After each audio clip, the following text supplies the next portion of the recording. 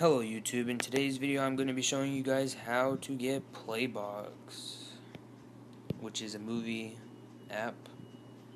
Gets you the latest movies, TV shows, and all of that.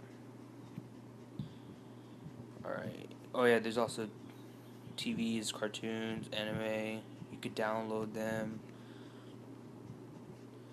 Alright, so first you want to go to this link, which will pop up on the screen hopefully. If not, it will be in the description. Go down, click on Playbox, click Get.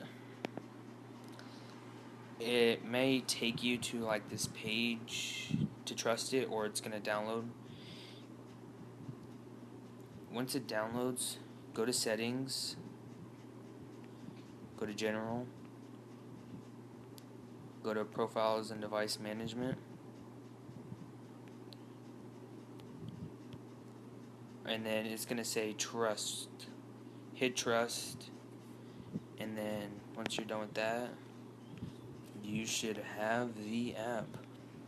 Also, if it keeps saying retry, go to General, Date and Time, deselect that, and make this July 10th, 2012.